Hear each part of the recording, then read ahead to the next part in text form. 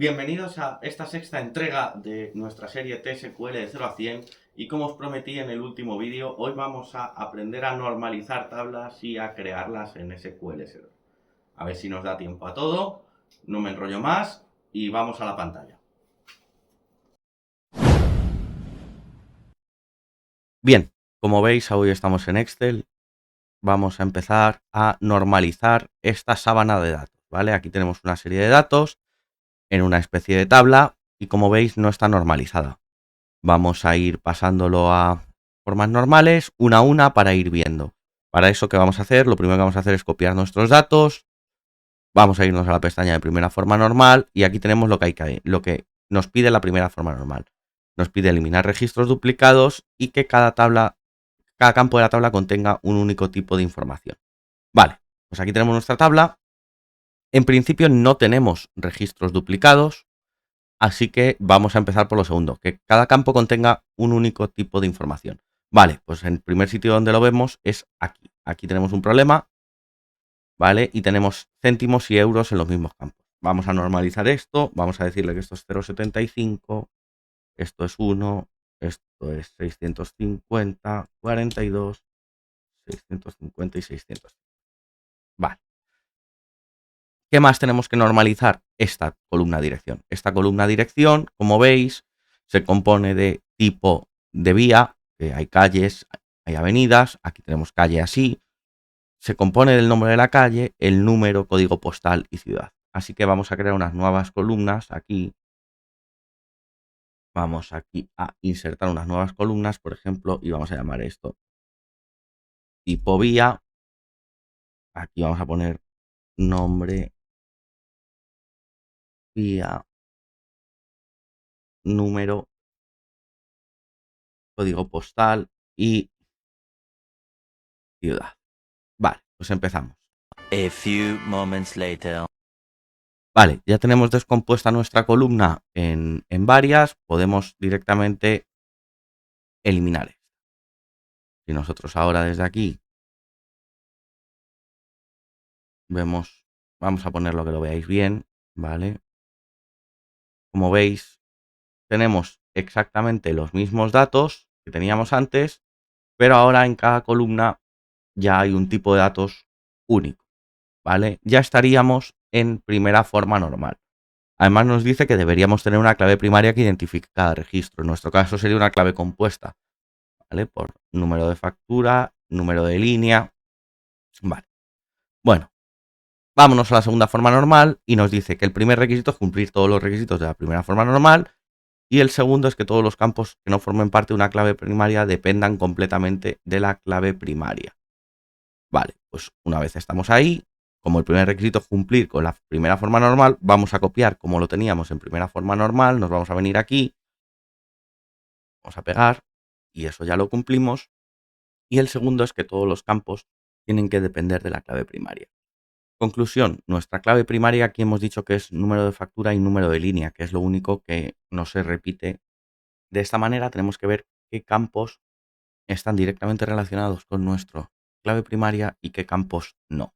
En este caso, tanto la fecha como los datos del cliente están relacionados con el número de factura, pero no con el número de línea, con lo cual deberíamos separarlo en dos tablas, ¿vale? Necesitamos el número de factura, la fecha, perdonad, el número de factura, la fecha, el cliente, el número del cliente y los datos del cliente, deberíamos llevárnoslos a una tabla.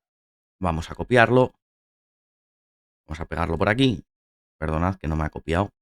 Los datos del cliente, vamos a copiarlo, vamos a llevárnoslo por aquí y esto de aquí lo vamos a eliminar. Esto nos lo llevamos aquí y ahora ya tenemos dos tablas. Una tabla con los números de factura y los datos de los números de factura y otra tabla con los números, con los detalles de la factura. Así que vámonos a la tercera forma normal. En la tercera forma normal nos dice que el primer requisito es cumplir con la segunda. Bien, pues vamos a hacer lo mismo que antes. Vamos a coger estos datos y nos los vamos a llevar. Ahora nos dice que cada campo de una tabla debe depender funcionalmente solo de la clave primaria sin que haya dependencias transitivas. De esta manera, ¿qué pasa aquí? Pues que, por ejemplo, la dirección del cliente que tenemos aquí depende del cliente, no de la factura. Entonces, depende de la factura transitivamente con el cliente. Entonces, deberíamos tener una tabla de clientes. Vale, pues vamos a hacer una tabla de clientes. Para eso tenemos los datos de cliente, número de cliente y la dirección del cliente. Vale, vamos a llevarnos esto aquí. Vamos a llevarnos esto a otro sitio. Vale, de aquí ya este campo nos sobra y todo esto nos sobra. Vamos a poner esto junto y aquí tendríamos nuestra tabla de facturas con su fecha y el número de cliente. Aquí tendríamos nuestra tabla de clientes con su nombre, su número de cliente y su dirección. En esta tabla estos registros están duplicados, así que los podemos eliminar. Y este también, así que los podemos eliminar. Recordad que los registros no pueden estar duplicados.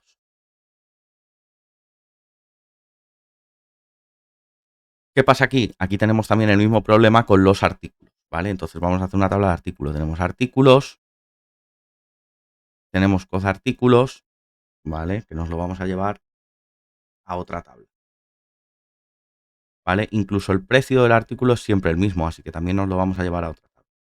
Vamos a coger el precio y nos lo vamos a llevar a esta tablita. Vale, entonces de esta ya nos sobra la columna artículo y la columna precio. Y nuestra tabla de líneas de factura solo necesita el número de línea, el número de factura, el número de línea, el código de artículo y la cantidad, porque el resto es común, ¿vale? Entonces, por ejemplo, aquí tenemos el artículo 985, 542, 100, 693 y estos están duplicados, así que los podríamos eliminar. De esta manera hemos creado de una sola tabla aquí 4 tablas, pero que cumplen con las formas normales, ¿vale? Cada una tiene su primary key, su PK, en este caso código de artículo, número de cliente, número de factura y en este sí que es número de factura y número de línea, ¿vale? Aquí sí que tenemos una primary key compuesta. No hay duplicados en ninguna de las tablas, así que en principio todo está correcto. Bueno, perdonadme, si hay duplicados en esta tabla porque no hemos eliminado esto. Vale, ahora sí. Ahora sí. Ahora no hay duplicados en ninguna de las tablas, tenemos nuestras 4 tablas normalizadas y tenemos mucha menos, aunque parezca mucho más aquí que aquí, realmente tenemos mucha menos información escrita, ¿vale? Vamos a ver cómo llevarnos esto a una tabla, ¿vale?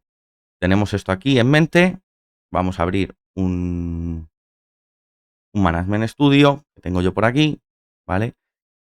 Una nueva consulta y vamos a empezar, pues por ejemplo, a crear la tabla de artículos. Nuestra tabla de artículo tiene un código artículo, y una descripción de artículo y un precio.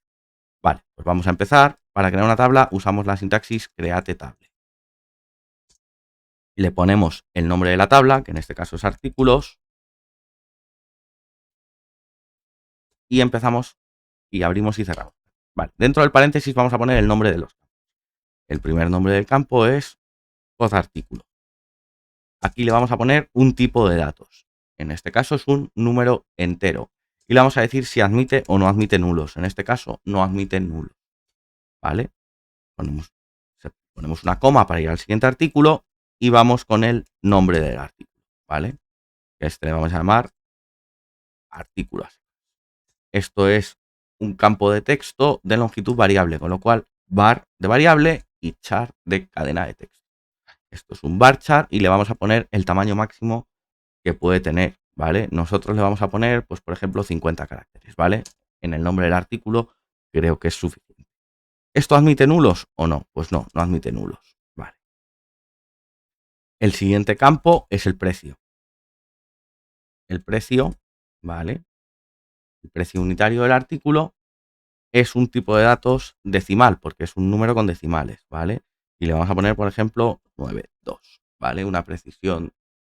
Si queréis saber más sobre los tipos de datos numéricos, tenemos un artículo en el blog que lo explica, ¿vale? Y este, pues como no siempre voy a tener declarado el precio, pues le voy a poner que sí admite nulos. Con esto tendríamos nuestra tabla creada, pero vamos a ponerle una primary key. Para hacerlo fácil, vamos a ponerlo simplemente aquí, que este campo es primary key, y ya está, ¿vale? Con esto tendríamos nuestra tabla, nuestra primera tabla creada, ¿ves? Nos dice comandos ejecutados, y si refresco aquí, ¿vale? Le voy a dar a refresh. Ya vemos aquí nuestra tabla de artículos. Ahora mismo no tiene datos porque la acabamos de crear, pero está aquí. Vale, voy a hacer lo mismo con el resto y ahora os lo enseño. Volvemos en 5 minutos. Bien, ya he terminado de crear todas las tablas. Como veis, esta es la que habíamos creado antes. Aquí tenemos la tabla de clientes. Aquí la tabla de facturas con su primary key.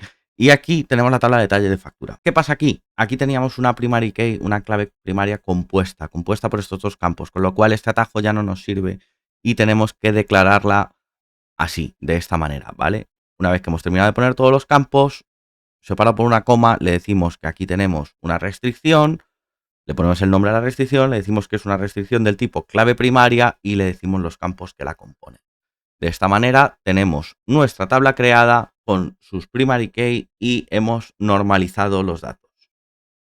Espero que os haya gustado y no se os haya hecho pesado el vídeo. Es una teoría que era necesaria, sé que es un poco aburrido, pero creedme que es necesario para que el resto de esta serie funcione y tengáis los conocimientos que hace falta. Dejadme vuestro me gusta, dejadme vuestro comentario y nos vemos en el siguiente vídeo.